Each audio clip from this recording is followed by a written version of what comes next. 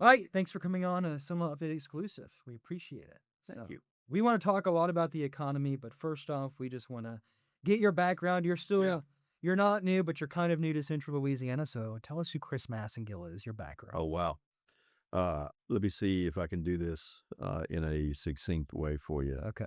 So I'm going into my 22nd, my 22nd year of doing this work or related work between economic development and public policy and government work. And I got started in 2000. Um, and got exposed to working on community and place-based projects. It grabbed a hold of me. I love the impact that we can make in this business. I love the work that we do, the ability to help shape a community's economy, to help be an advocate for their people, and really try to help see the long term picture while dealing with the immediate issues it's facing every day. An economic developer is kind of like a Swiss Army knife, Mm. and because you never know what tool in that Swiss Army knife you got to pull out to use in that moment. And you deal with a host of different things. You know, there are 16 practice areas of economic development, ranging from neighborhood revitalization, downtown revitalization, the project management, the finance side of the house, small business, entrepreneurship led economic development. And so there is a broad array of very specific areas of economic development. And you can't always touch them. Sometimes people spend their entire career just kind of one of those areas. Now, for us, as a regional economic development organization, that we have to touch multiple areas of economic development. We can't be just a one-trick pony. You know, we can't just focus on doing one aspect of economic development. We have the ability to deal with a lot of different dynamics when you're trying to recruit more capital investment, when you're working issues with the business, when you're trying to solve problems so you can create a stronger competitive advantage for your community or your area to get those businesses, or run the strategic programs that you need to help make the community, the landscape more competitive, so it's more attractive for not only people but also new businesses. Want to get into some of those, I guess, specific things you guys want to tackle here in just a bit. But what made you want to take this job for economic development in Central Louisiana? Well, first of all, I come from an area just like Central Louisiana. I come from rural America. I come from small town America. I believe it is part of just who I am. And I believe that rural America still matters. I believe that communities of this size and scale and scope still have a major impact on quality of place, our state's economy, the just the stature of our state is still anchored with communities that are here in Central Louisiana. These are amazing places. These are incredible people, and we can compete.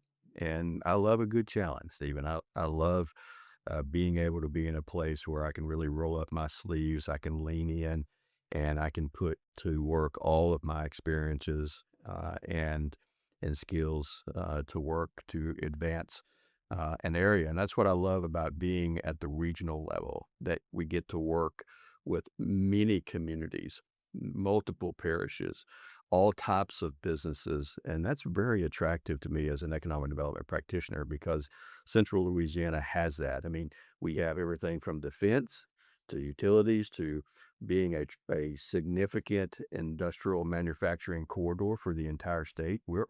We are in Central Louisiana really helping to drive the manufacturing economy in the state.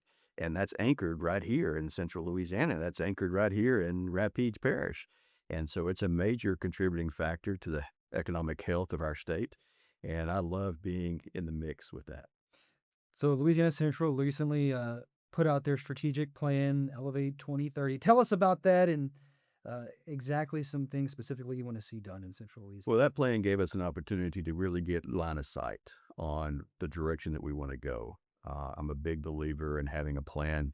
We want to be organized. We want to be focused. We want to be able to make sure that we can be held accountable for the actions that we take to improve the economic landscape of our communities. And that plan helps us do that. We went through a major strategic planning process. We peeled the onion back on Central Louisiana. We did major deep dives of all of our 10 parishes. We traveled all over. We met with hundreds of community leaders and hundreds of businesses. I'm just really proud of the work that went into that. I'm proud that we had an opportunity to reintroduce Louisiana Central. For me to get reacclimated to Central Louisiana, it had been several years since I'd had a chance to spend quality time. I spent a lot of time during my days as the federal co-chairman of the Delta Regional Authority, so I was familiar with the region, and that probably also helped contributed to me coming here because I think this area is very special. I think we've got a lot of opportunities and assets, and we just need to get into the ring and compete and try to be better aligned. I think we need to be better connected. And we learned that through the course of the strategic planning process, traveling to all 10 parishes, so many communities, listening to our business leaders and community leaders and saying, hey, how do you look at economic development? What's the hope and vision and aspirations that you have for your local community? And then collectively, what do you believe economic development is or is not, and how is that contributing to the health of your community? And we learned a lot from that. And what we had as some initial targets and thoughts as it relates to our focus areas really held true all week throughout the process. First and foremost, it's about elevating our organization. We got to get our house in order. We got to make sure that we're building the type of regional economic development organization that can execute, that can implement these strategies, that can be involved and connected to our local communities, that can be in the solution business when we're trying to work with business and industry and put forth an economic development strategy to win. I mean, at the end of the day, if we're not winning, if we're not attracting new capital investment, if we're not improving our local economic landscape and improving the quality of place and quality of life of our communities, then we're never going to be able to compete at the level that we want to. And we've got a lot of headwinds, and so we've got to lean in, get the pads on, and go to battle. For me, this is serious business. I take my role and responsibility very seriously, and we got a lot of work to do. And that starts with making sure you're building the kind of organization, just like building a sports team. You got to make sure you got all of the right skills in place, all the right expertise, and making sure your front line is ready to go and you got the blockers that you need in order to do what you got to do. And no different than building an organization, and that requires resources. We have to get resources. We have to have fuels to put into the tank so we can fly the plane or drive the car or the tank, whatever analogy you want to use. But the reality is that we got to bring in more resources so we can hire the talent and have the organization that we need. And then we got to make sure that we have that subject matter expertise, that we are providing real value to our partners and stakeholders and community leaders across the region. And then second, it's the strategy itself. What does that strategy going to look like? What are the industry sectors that we're going to focus on? What will be the tactics that we deploy to be a stronger economic development organization, to work projects, to facilitate the process of economic development? And it is a process. Every project's got unique dynamics. Every strategy is not perfect. We're gonna make some mistakes along the way, and we're learning. I'm recognizing that this is still an area, a community that has not seen the full potential of a high performing, impactful, full service 21st century economic development organization. And so we're all learning together. We're educating our community leaders, we're educating our investors, we're educating our business and stakeholders about what we can do to bring value in the management of this process. So that strategy is very important, the actual economic development work. What will be our scope of work as the regional of how we're going to go and try to tackle recruiting, and not just recruiting new businesses and new capital investments, but first and foremost, we're going to focus more on our existing businesses. We're going to really get back to some of the foundational meat and potatoes of economic development, and that's making sure that businesses and industries know that they can call on us to help be in the solution business to tackle challenges that they're having, an array of challenges, and we can bring to the table a lot of resources and tools to help them do that. And then third, it's those strategies. It's the strategies in partnerships, collaborations, engagements, and initiatives. Because I had mentioned earlier, Stephen, that you can't be a one trick pony in this business.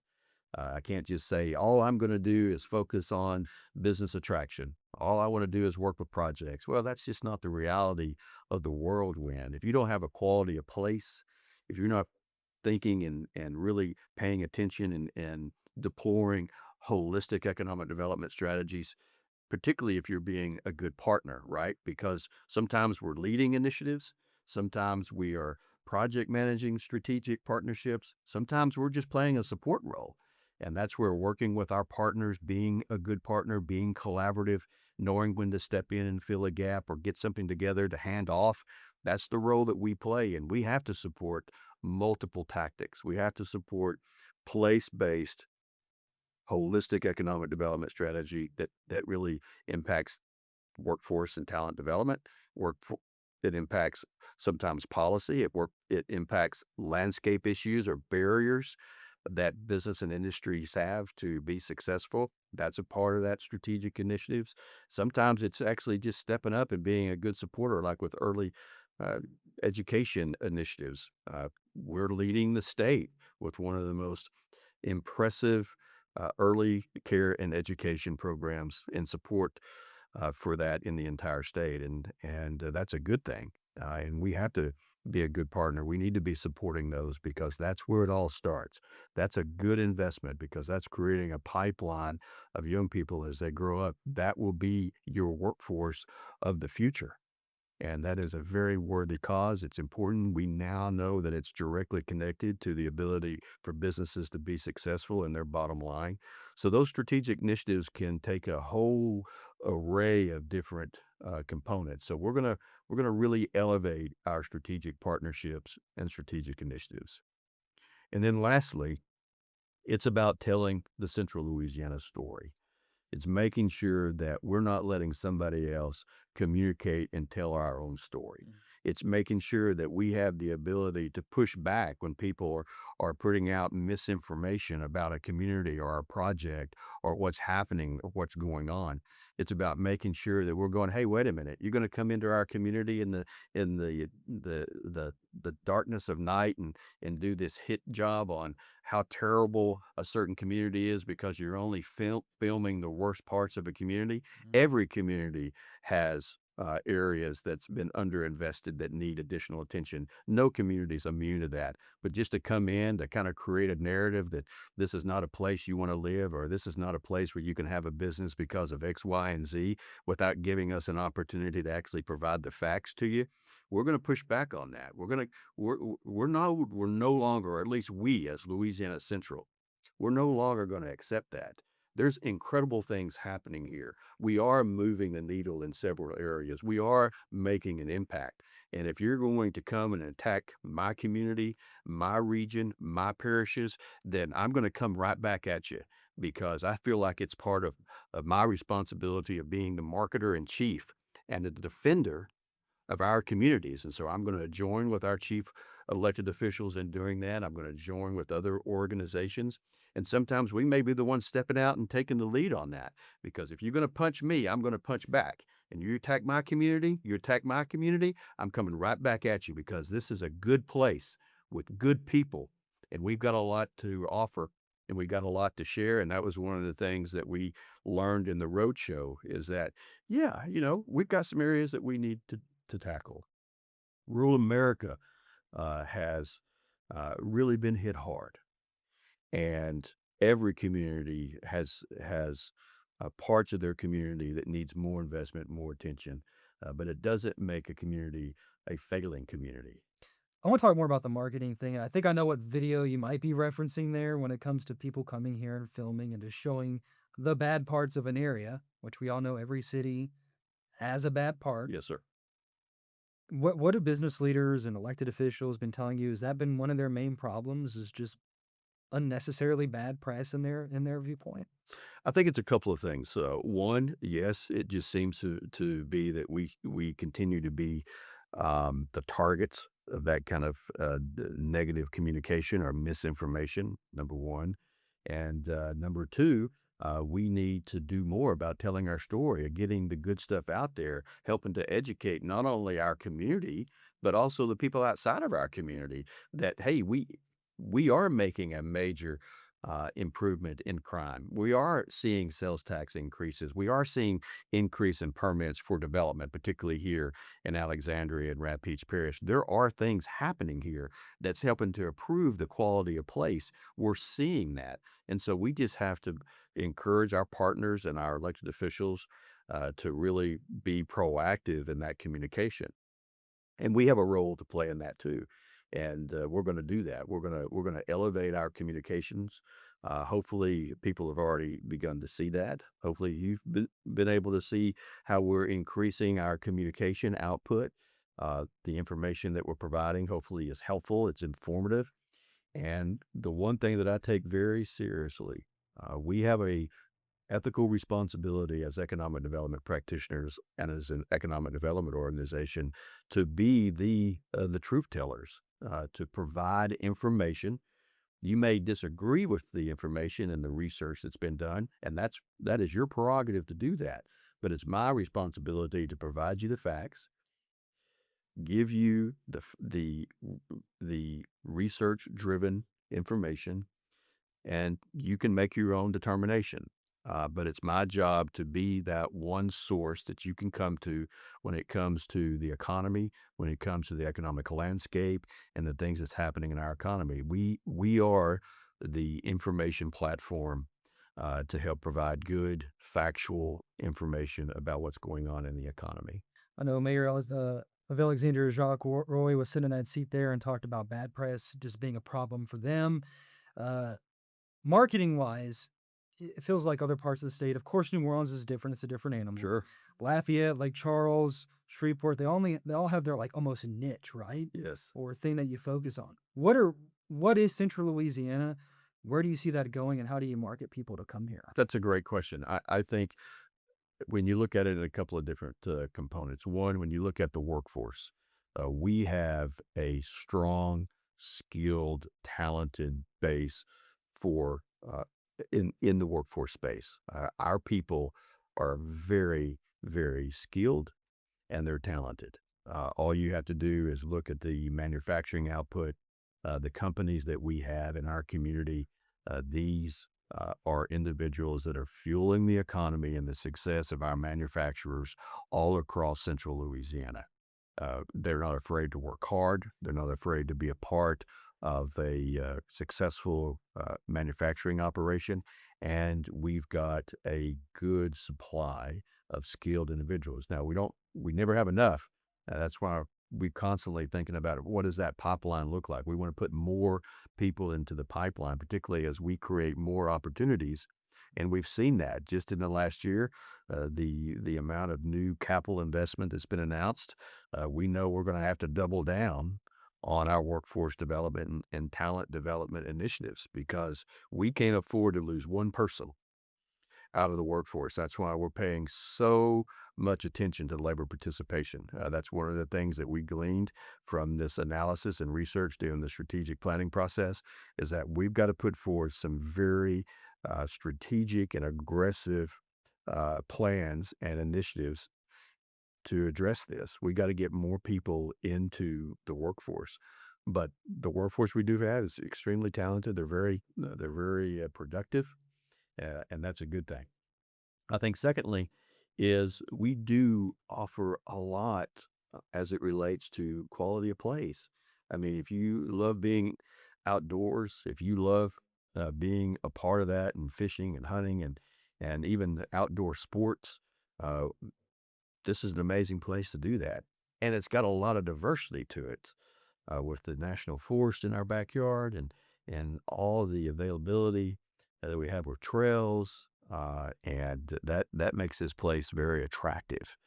Uh, and and this is a place where you can raise a family safe in a safe place and a quality of place. And we do have a place where your kids can get a good education, and we're seeing that improve more and more every day. So And then third, it's our geographical location and infrastructure assets.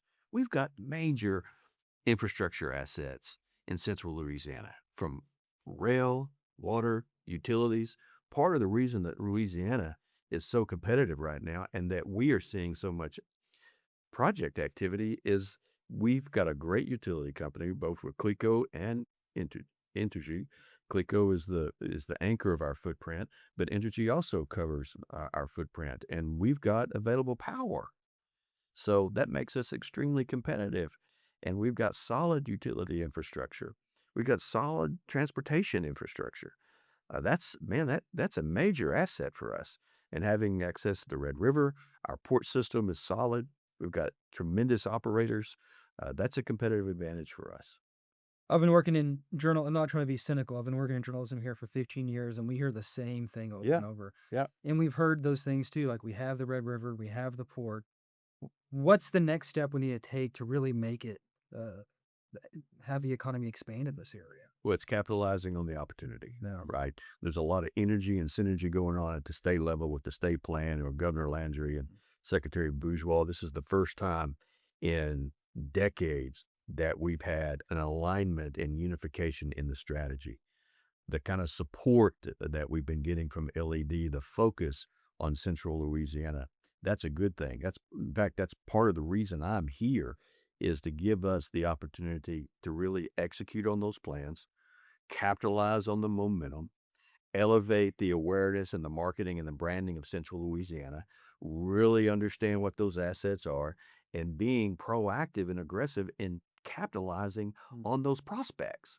Really getting out there and being aggressive on creating opportunities for our community. We can't sit back and just wait for them to come to us. Mhm. That's just not gonna happen. We can't rely on anybody to do it for us. Yeah, we work in partnership and collaboration with the state, and the state's providing a lot of connectivity, a lot of support for us, a lot of guidance, and a lot of resources for us to leverage to do the work we're doing in economic development. But at the end of the day, economic development happens at the local level by being coordinated, by being aligned, by being proactive, making sure that we are focused on the tactical meat and potatoes of going after opportunities while addressing the issues that we need to improve on. That quality of place, that quality of life, the workforce. We can never turn our focus off of that stuff, but we also have to be very diligent in going after and creating opportunities for us to compete. Now, we may not win them all, but if we're not in the ring, if we're not going to battle and competing, then we're never going to have those opportunities, and we can't afford to be passive, and we're not going to. That's part of my job. We've got great partners with Clico, the England Airport, the Fort Polk, major opportunities there. That's a major sector for us as the defense industry. We can really be doing more as it relates, and we're working through that now. We were in DC in February, got a good understanding of what's happening. The Fort Polk Progress Group they are really elevating their advocacy. We got an opportunity with our federal elected officials to be aggressive and proactive in creating opportunities for the installation, and now's the time to do that. We have a unique moment in time, and it's about being proactive. I've got just a bias for action, Stephen. One, the Lord's been giving me grace every day on my patience. I'm working on that because I like to move and I like to move fast, and we like to keep the momentum going. And sometimes it's also good to have a fresh perspective, Mhm. a fresh set of eyes, a fresh kind of like, hey, have we looked at this? Or yes, absolutely, you've been doing some amazing work. The results are there, but how can we scale? How can we leverage? How can we take a step back, look at what we've been doing, and does it still make sense in this landscape, in this moment, in these dynamics? Does it make sense to keep doing what we've always been doing? S- Maybe not. Well, speaking of big moments or seizing the moment, AI is the big thing. We see that data Yes. center coming in Boyce. Tell us about Potential. Potential. Tell us about when you say potential, what do you mean? What are we waiting on? Yeah, well, a lot of things. Okay. What we have right now is that we've got Applied Digital, a great company, very well established in the AI technology world.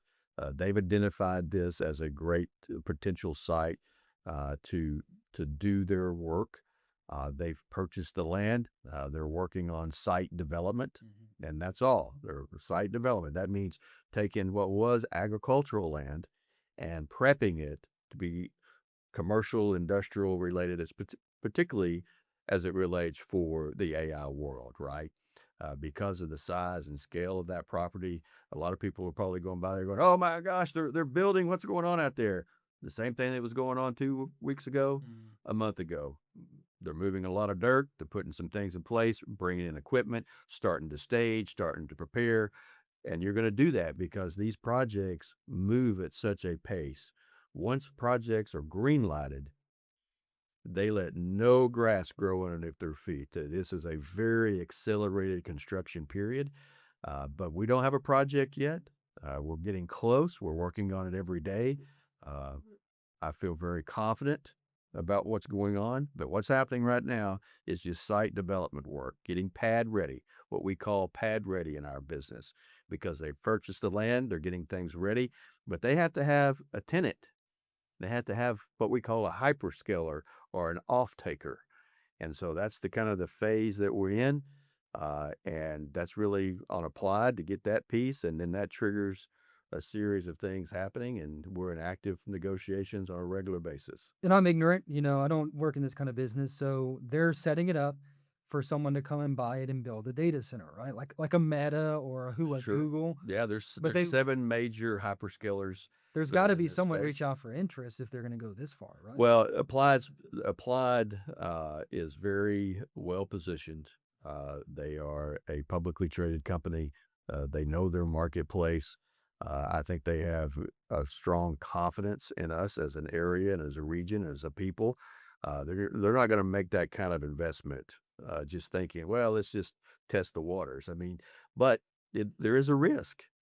But the way that Applied has been very diligent about their work, because we have power. Again, we have power, and that makes us very competitive. So it's not if, it's just a matter of when, Stephen. Mm. We will get a Mhm. project. It's just a matter of when and all of the parameters around that. So what we're trying to do is that we're trying to speed up the opportunity. So we want to get everything in place. We want to be as helpful to Applied as possible. So when they get their deal done, they identify that tenant, off-taker, hyperscaler. Those things are put in place, then all the other things, the dominoes happen. And these are complex projects. They're not just as simple as they seem on the surface. There's a lot of things that happen. There's a lot of different players, the state, us locally. You got the third-party developer, you got the AI company and the technology companies and all the other companies that will touch this thing at the end of the day. But we are very optimistic. We're actively engaging with Applied, and I am excited about it. I mean, this is going to be a tremendous win for the region, for Rapides Parish, and it's going to give us a lot more wind in our sails because one, these are great projects. These data center projects are phenomenal projects. They are sound economic development projects. They provide great quality jobs.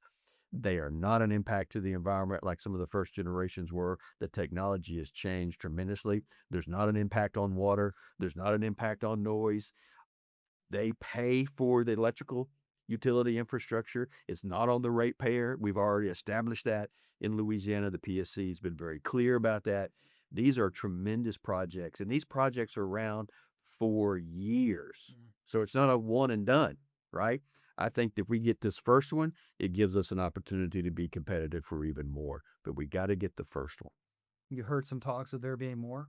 Is that something you could Oh, say? we're always actively pursuing multiple prospects all the time. Okay. Yeah.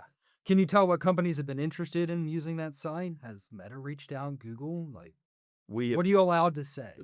there's only 7 that operate at this level, Okay. and I will tell you that those companies are very aware of Central Louisiana and very aware of Rapides Parish. I don't want to focus on the negative, but what are some things that could halt it? I'm just trying to understand. Yeah, no, it's a great question. One, the deal in and of itself, the overall deal, and then the deal between the developer and their tenant. And then you've also got all of the electrical agreements that have to be in place and the process of that. These have to be approved by the PSC, but first you've got to get that done between the companies Mhm. and the utility provider, in this case, CLECO. So these things are multifaceted. They're extremely complex, Mhm. and there's a lot. Everything has to go right, just like with every major project. You got to be. I mean, you got to remember these projects are billions of dollars, Stephen. Mhm. I mean, we haven't had that level and that size of projects in Central Louisiana in 50 years. I mean, and that's not just one bid. This is a multiple billion-dollar project. Yeah. That's why I think people, even regardless of your disposition on the Beaver Lake biofuels project, that's why I think people are truly not appreciating the magnitude and the importance of that project. That's almost a $3 billion capital investment into this community. 650 jobs. That's almost, well, it's over $49 million a year in payroll.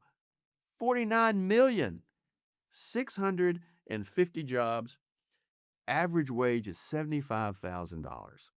Now, you would be hard pressed to even going back and doing the the Google research. Get on there and ask Google when the last time you had a major announcement with 650 jobs and $1 billion project in Central Louisiana.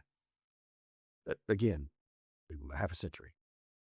Uh, and it's a quality company. They're going to be doing a quality product, globally competitive, and 650 jobs. And that's why we're glad that we're finally getting momentum. I think people are beginning to get better educated about the whole issue of the carbon capture and sequestration. I think people are now starting not to be afraid to talk about it because we've been doing it for 50 years. The science has been proven.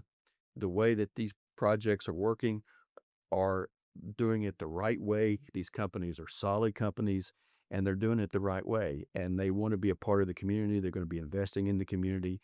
And the scare tactics, the disinformation, the misinformation is finally getting put to bed in a lot of degrees. And I think the current legislative session has proven that out. And I'm very optimistic about the future of that project.